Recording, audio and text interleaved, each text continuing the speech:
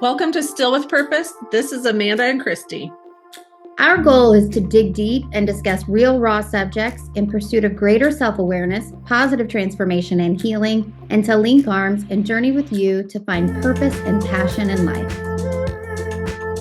Welcome back, everyone. Today we have the question to discuss.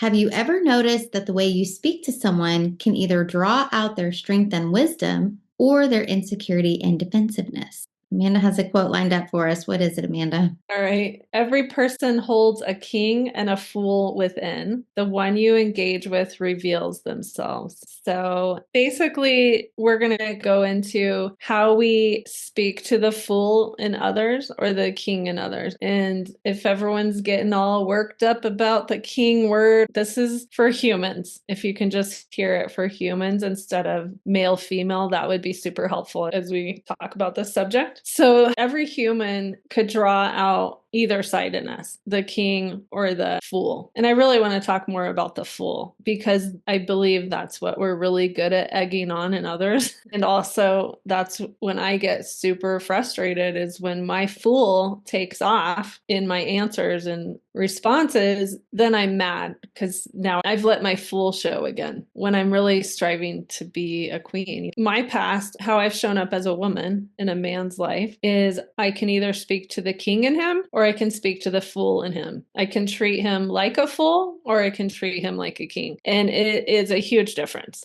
in the results that I create for myself in those deeper relationships. But it even plays into your friendships. If you're going to speak to the fool in your friends, because you know who that fool is, because you've seen that fool play out many times in your friendship, that is setting them up. It's also manipulation, but it's setting them up to fail because you already know they're going to respond like that. And then the other side of it is the enemy loves to egg on your fool. He knows exactly how you're going to respond and he loves drama. So if he can get your fool fired up, it's a whole different week than you could create for yourself if you were grounded in who you are in Christ. So the king symbolizes wisdom, responsibility, order, and leadership. Every person has the potential to step into that role when it's supported and called out in them. And then the fool represents insecurity, ego, defensiveness, immaturity. If provoked or belittled, this side is more likely to appear. And I think we all are running some examples through our heads as we're talking about this. I know I am.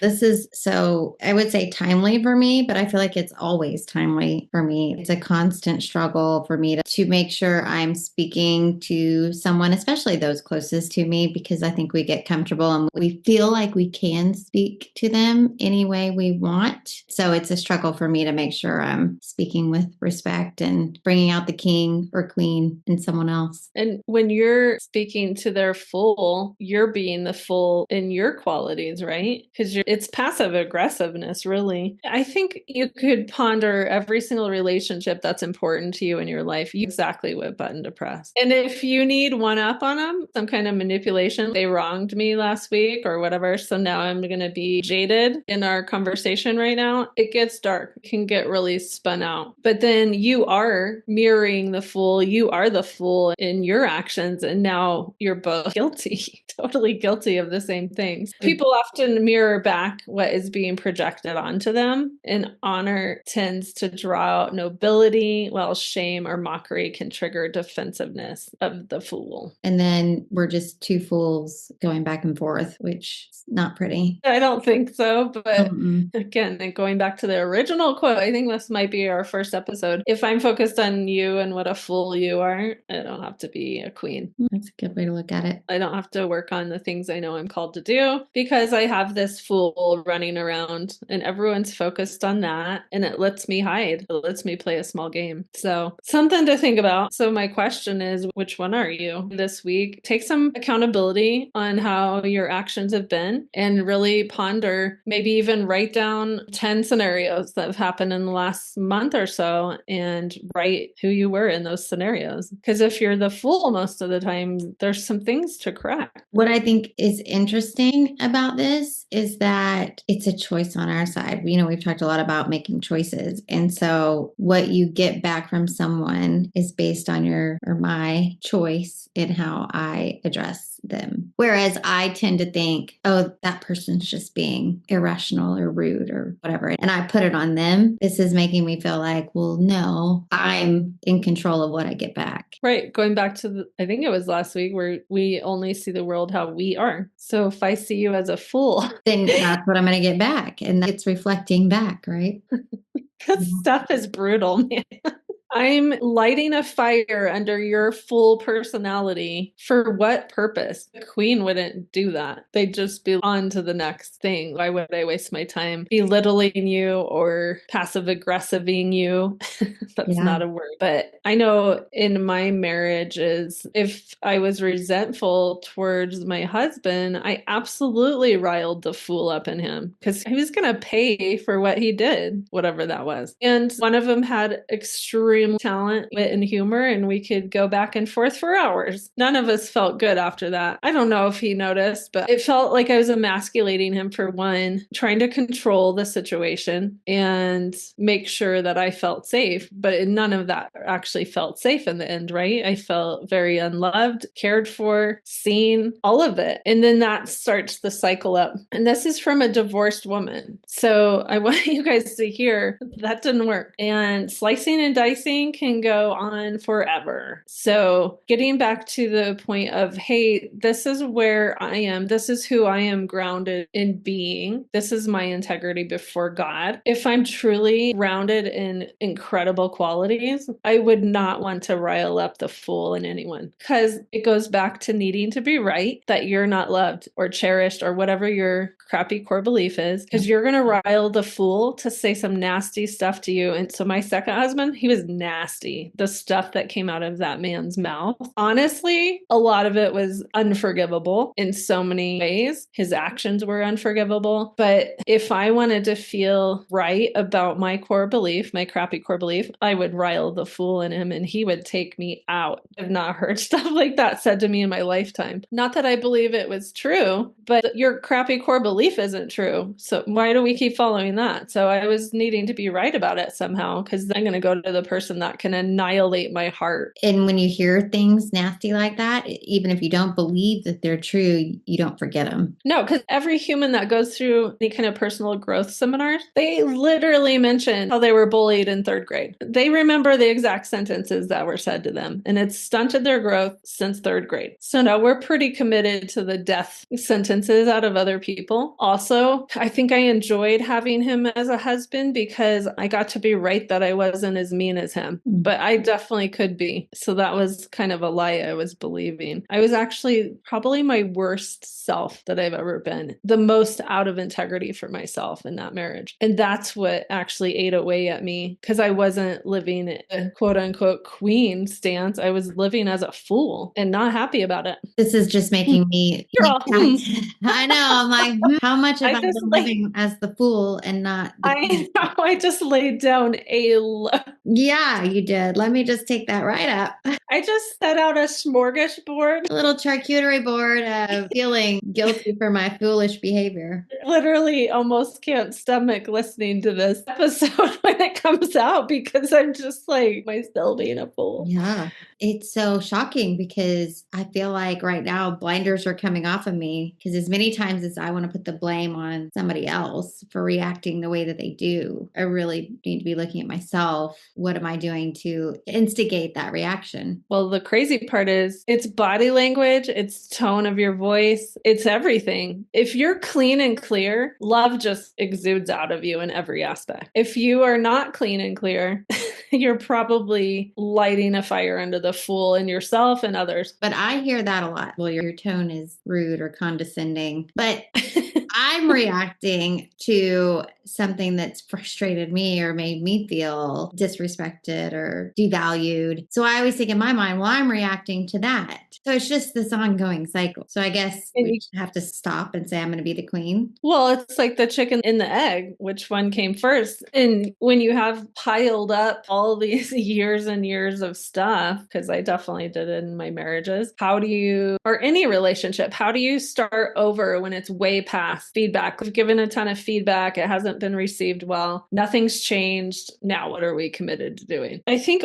all you can do is take care of your own integrity. So it would be a conversation of, hey, I just learned this new information this week.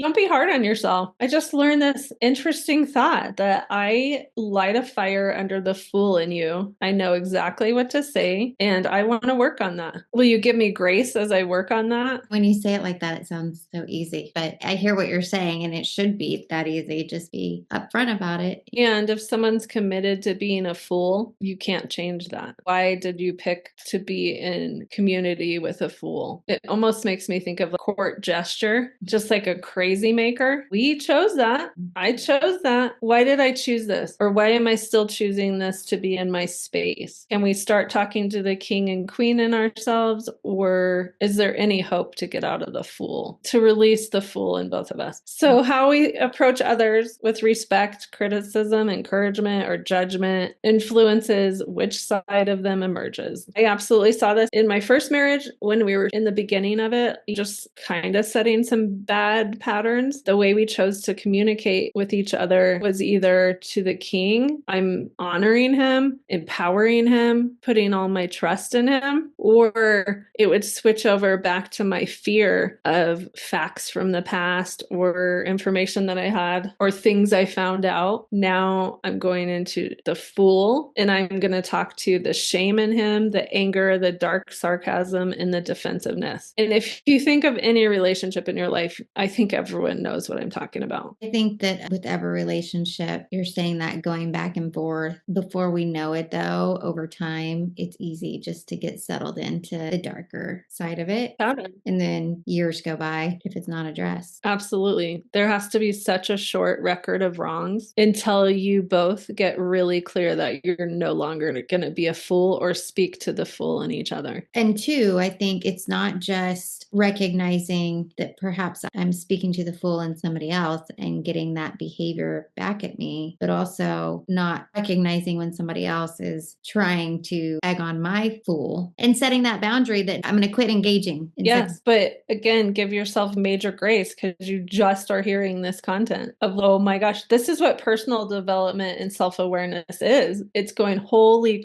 crap, that quote is so powerful. And I have to change a lot of stuff. And it sounds exhausting because I've lived as a fool for 51 years of my life. And that 1 year I was a baby. It's terrifying. Changing is not easy. We've talked about that. But ultimately, if you rely on God to change you in your heart, it's our job to say, oh my gosh, this is a hideous quality. I actually don't want to treat anyone like a fool. Please make me aware of it so I can change this immediately. The awareness, we say that all the time, but it's having the awareness. Nothing has to be fixed in a day, and it's an ongoing process, but it starts with the awareness. If I take an inventory on relationships that are out of order, there's no queen in any of that that's out of order. It's all fool. It's all fear and fool. Later in that marriage, we were married 13 years, 14 by the time it was finalized. We were both in personal development, and I knew I had to change because now I'm raising two boys, right? And I do not want to speak to the fool in my boys. I want to speak to the king in them. And I believe I've done that really well. And I'm super proud of that. And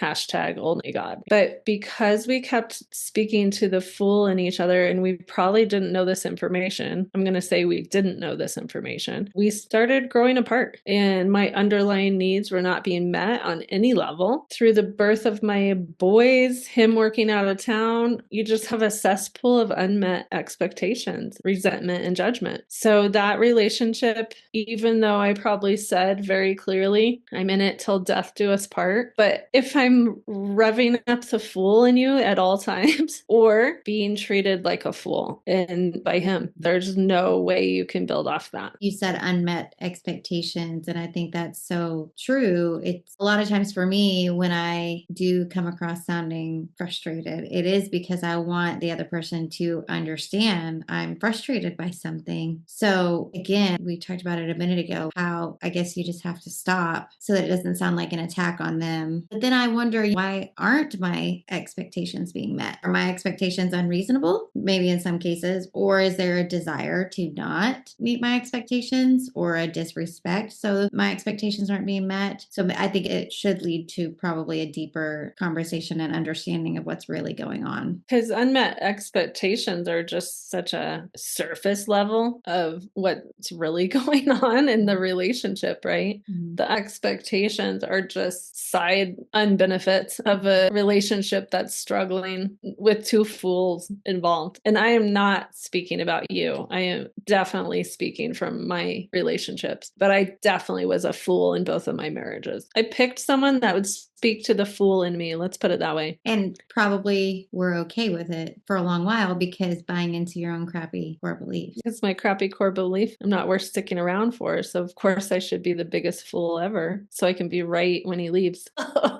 God.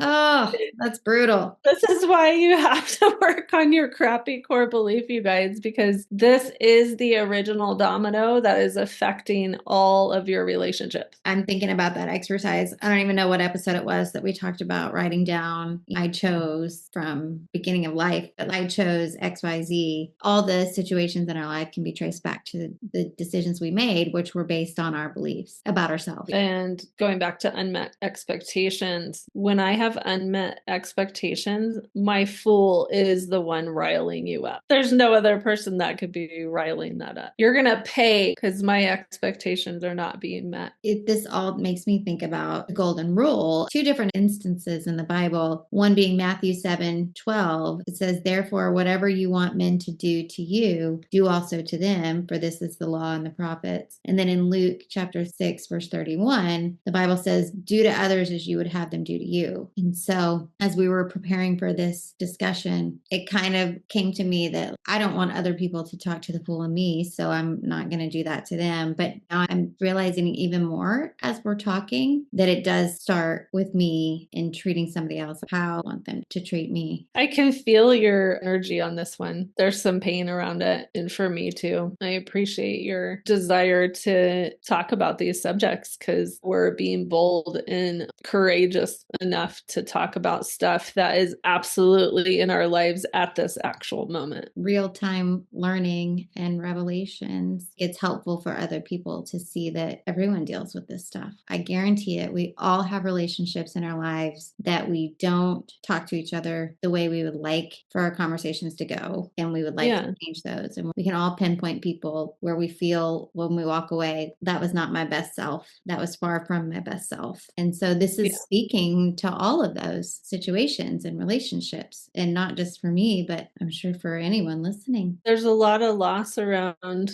my fool actions and responses and words. But guess what? I justified it somehow. Well, this relationship's toxic. Whatever we come up with to justify it. But if I ever talked to you like a fool, we would not be doing this gig that we're doing. I mentioned we talked to the people closest to us, typically the worst, which is so sad. But if I talk to people that I work with, and I'll put you in that camp because we work together on this project, we would not be able to accomplish anything. If I talk to people the same way that I do occasionally to those that are closest to me when I'm being a fool, like you said, it would not go well. And then just to go a layer deeper, our inner critic is the ultimate fool. And our inner critic speaks to us all day long. So our inner critic's actually riling us up as a fool at all times. And so maybe the ultimate conquering is to stop engaging with that inner critic. Yep. And then stop attracting mirrors, fool mirrors that just rev you up. We need this emoji to pop up right now. The mind-blowing emoji. Interesting, because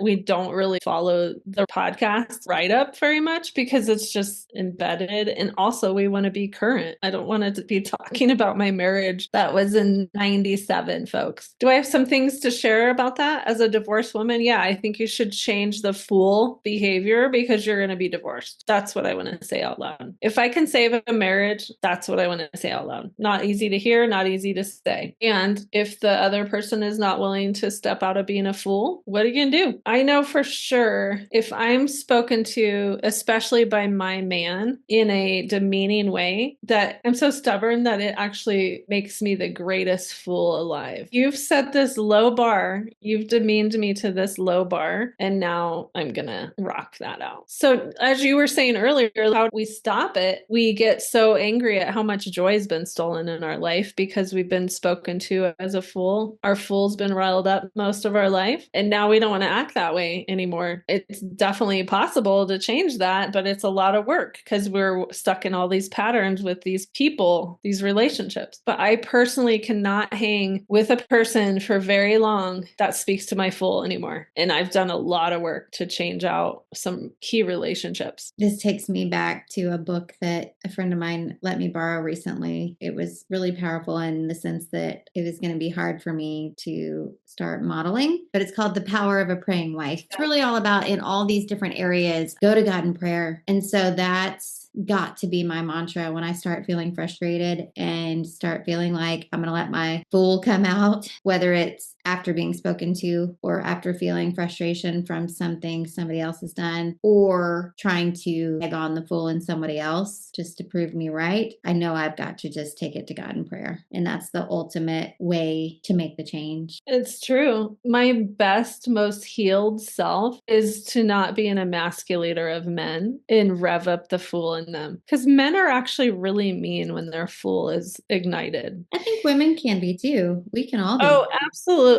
Just humans Absolutely. in general. In general, when we talk about pretty heavy subjects, I just naturally go to my relationships that were completely demolished by my behavior, basically. So it's hard for me to go in and out of that because that is probably my deepest wounding. I know that you've asked me about this a couple times. Do we want to talk this much about men? For me, the most brutal relationships I've had have been with my husband in almost 20 years of marriage at this point in my life. And so I really had to figure out how to heal that part, how to change up the fool in me, start standing in the queen that I am and speaking life into that person. But both of them, there was just so much fool talk between both of us that we had really demolished any kind of trust. And so massive changes would have had to been made. It's a lot of work. And so if one of you does not want to do the work, then what do you do with that? You still have to choose to keep converting yourself back to who God really created you to be, which is to speak love and encouragement. And I've done a ton of work on my healing with men. So I've said this before in past podcasts. I have a ton of really incredible men around me now that are very protective of me. So I do not believe that there are no good men on this earth, but I definitely believed that lie for a very long time. Now I've done so much work to where I can say, oh, I just lived in my fool era and I spoke to the fool in them. I never actually gave them the chance to be a king to me because I had already labeled them a fool and I was just going to speak to them as they were, which was a fool. Now that I look back, geez, if I was mature enough when I was 24 and had self-worth and didn't believe my crappy core belief, I would have loved both my husbands with full intention of speaking to their king, not the fool. But then there's the flip side of this. If someone's fully committed to seeing themselves as a loser and they have nothing good to give the earth, that is low self-esteem, obviously. Self-loathing. Both of my husbands had that for sure. They refuse to see anything that God's created them to be. They're fully committed to their crappy core belief. I don't know what you can do with that, honestly. I tried my savior complex. My love can save this man. I tried on 2 of them. So at some point, it's just out of integrity for me to stay a fool. Now we're on 2 different paths. I don't want to speak to the fool in you anymore, but I haven't seen the king since the first date.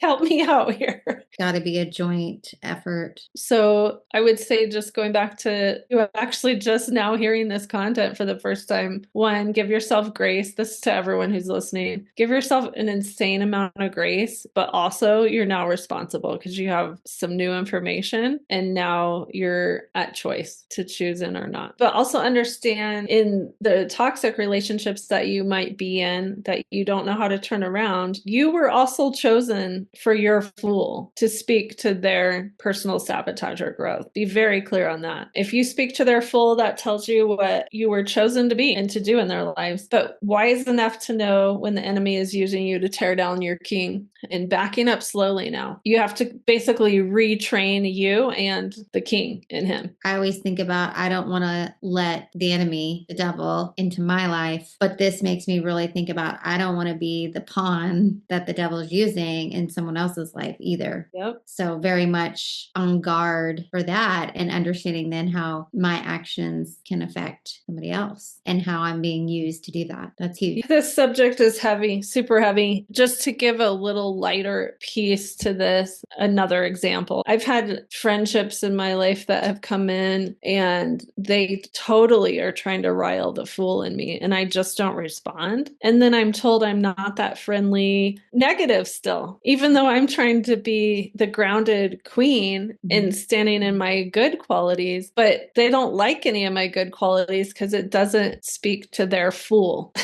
So it's very challenging. But now that you have this information, now there's something to think about. So I'm also thinking about the way that I speak with my kids, or when they might pop back at me something that I feel is very smart aleck or disrespectful. I need to be more aware about who I'm speaking to within them. And we know how to push our kids' buttons just like we do our spouses. Again, all the people close to us. absolutely. And they know how to pop back to your fool. Big time. This has been a great discussion, and I know for myself a lot of Oz. Yeah. Oh, I'm gonna have to reflect on this one for quite a while. Then, speaking of reflection, here are some questions that'll help us do that through the week. Number one, when I engage with others, do I tend to draw out their king or fool? Secondly, do I use humor, sarcasm, or criticism in ways that may undermine others instead of building them up? And the last one, how can I intentionally speak to the king in my spouse, children, friends, or coworkers this week? And I know we've gone back and forth from king to queen, so that question would cover both. Fill in the blank on the king and queen stuff. Fool is male and female. And all be fools. We all have fools within us. So true. So thanks for diving in with that one. If you happen to watch this on video, you might have seen the light bulb moments in my eyes as we talked. Definitely come join us on Facebook. We're building from scratch a Facebook group of just people that want to talk about this stuff a little deeper. If you're shy, still come on. You might learn something, but definitely feel comfortable asking us further questions as these podcasts roll out, because we're going to be diving into it as if it's new material to us as well. And we'll see you next week. Thanks for joining us today. We know your time is valuable, and we hope you have a phenomenal week. Until our next episode, find more content and social links at stillwithpurpose.com.